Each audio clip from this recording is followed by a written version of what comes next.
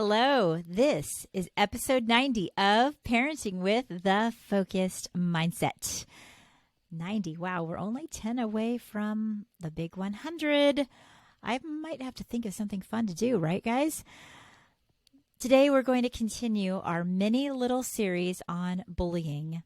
Yes, this week our school is talking about it. We wore orange last Friday to just open up the conversation about bullying. Normalize the fact that we can communicate about this subject, and sometimes some normal communication, some open lines of communication can solve problems.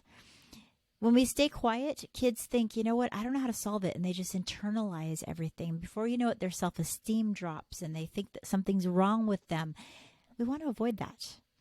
But today, I'm going to focus on a certain type of bullying, and that's the online bullying. And it is way too much to tackle for just 7 to 10 minutes like these podcasts are. So I am going to have a follow-up episode talking about this, and we're going to really dive in to how it's affecting the brain and brain research and all of that kind of stuff.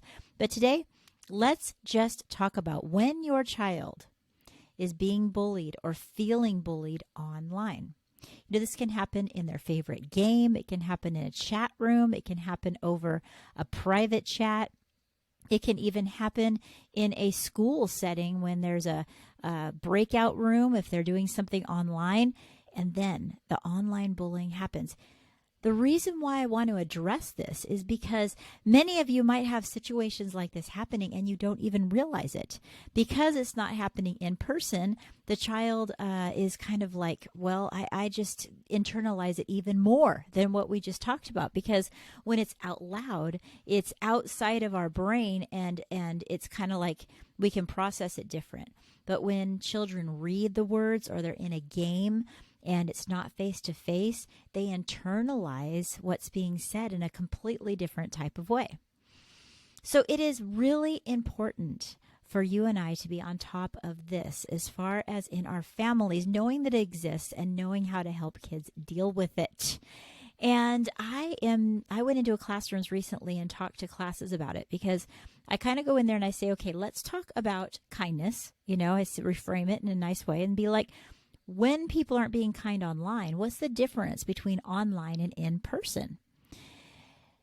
Now, you guys can let me know. Go to my website, thefocusedmindset.com, and let me know if you've dealt with this and how it's affected your child.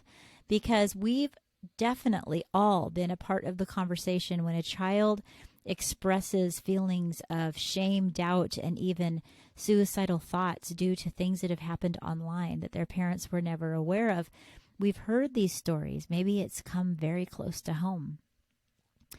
And we think, oh, that should have been able to be solved. It should have been able to be stopped before it started. And, oh, those people online are so mean. But the truth is that we're just really beginning to understand the psychological, just oppression, I guess you could call it, that happens when a child is bullied or treated unfairly and mean in an ongoing way online. And you can be the person that sits down with somebody and say, yes, online is now a part of our lives. The idea is not to take the child away from all of their devices and all of the areas that they talk online, because in today's world, that alone might be impossible to do, especially if they're using it for education.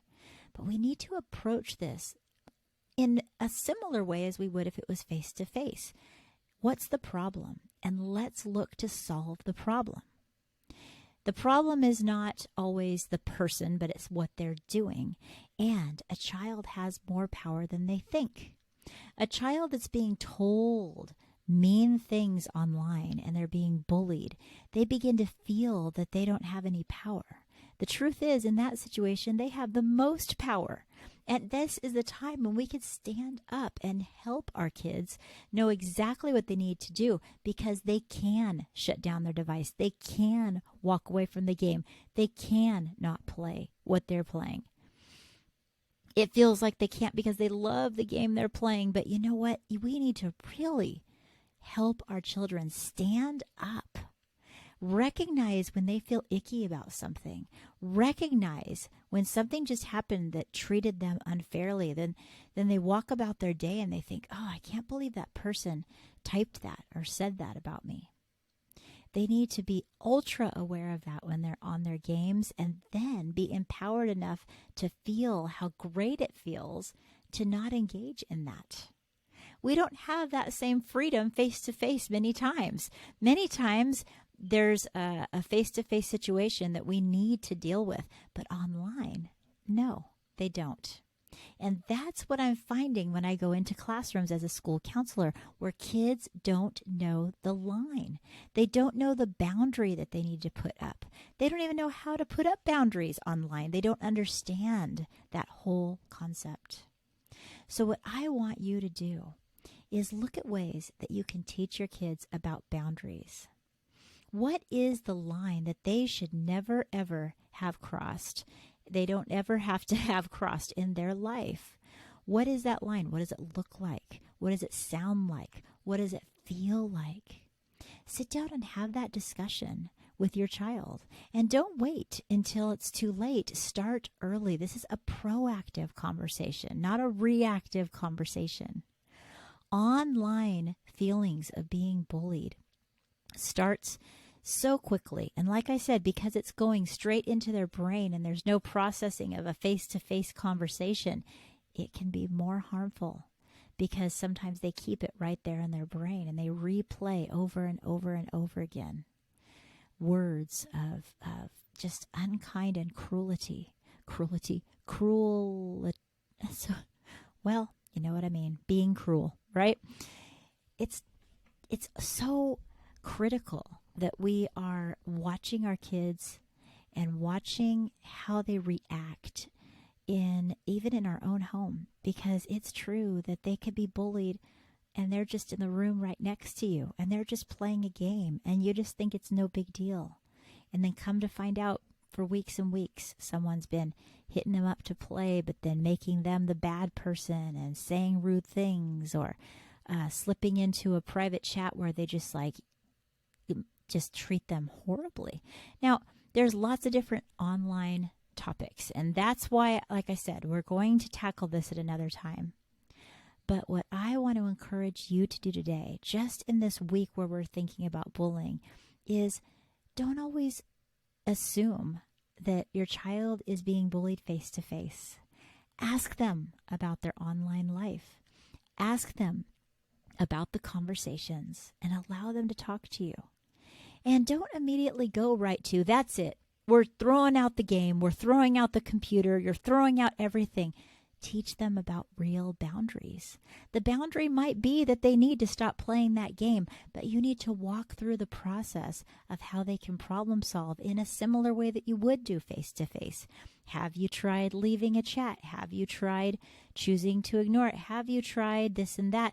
You need to walk through the process of them learning how to find their power, because it's going to be reflected. It's going to be reflecting in their face-to-face interactions as well. They need to know that they can stop online bullying quicker than they can ever imagine. It's all in their head that they can't. They all think, oh no, I can't stop playing the game. I just can't. But they can. There are some situations where it is absolutely necessary that we do completely remove our children from a device or a chat room or a chat situation, a social media app. My sister recently did that with TikTok. TikTok is any social media can be used for the good or the bad. If your child starts watching videos that are bad, then, good or bad's relative, but, harmful to their brain, then more of those videos come their way. If they stick with the ones that are about kindness and goodness and all that, then more of those things come their way. Well, she noticed that her daughter was not being uplifted in any way by the TikTok information, and she was so aware of that. She said, you know what, we're getting rid of that app. And you know what? Her daughter came back and said, thank you. Later, when they revisited it, she goes, I don't want to download it again. I'm happier without it. I'm happier without having to deal with any of that baloney. So I want to encourage you to be aware of what's going on with your child. Don't be too quick to take everything away, but don't be the type of parent that isn't bold enough to do so if that's exactly what needs to happen to protect your child's mind and heart from unnecessary bullying and put downs. And self-esteem can just be crushed because of words that are typed into a phone by someone who doesn't even know them.